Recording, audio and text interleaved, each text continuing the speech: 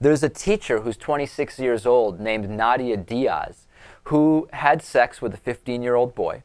She was sentenced only to 3 years of probation after asking the court for leniency and indicating that the student had seduced her. Now, what's fascinating, this is out of Washington Union High School in Fresno, California. What's fascinating about this is that the victim, who is now 18 years old, told the court, quote, "I personally feel that this is one of the rare cases where it shouldn't be taken as child abuse."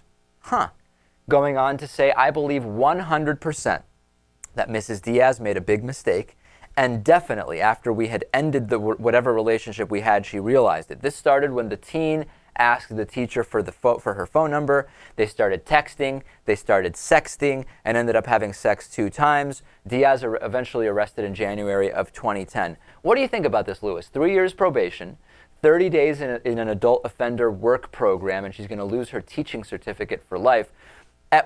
There's a number of questions here, but one is the student even able to say retroactively that he did consent when he was 15 years old if legally he is not of the age of consent?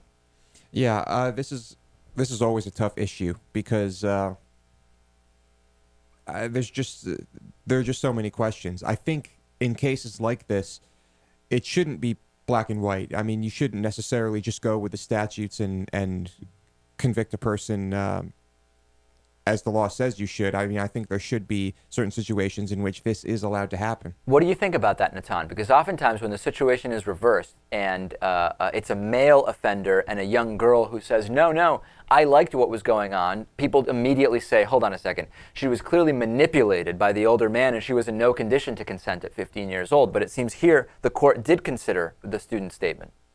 Right. I don't know. It seems like Lewis is on the right track. I think that it needs to be in the laws that you need to have a certain amount of leeway in dealing with the specifics of the case. When the law is black and white and then you get a situation where legally the person is underage, but, in a way they were consenting and people recognize that a 12-year-old is not the same as a 14-year-old is not the same as a 16-year-old. So I think that in the end, what we need to do is reform the system of laws to allow for a more nuanced view of this. Although the problem there is then you get these judges who go out and say they're going to sentence people to church service or use incredibly high or low sentences. So I think that sentencing guidelines are actually useful because you have those judges who are working in their own legal framework.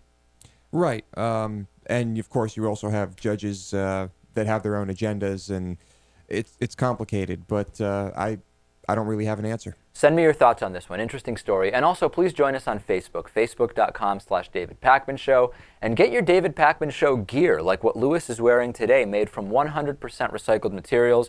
Go to our website, davidpakman.com/gear. We'll take a break and be back with a great interview and plenty more stories for you. Stay tuned.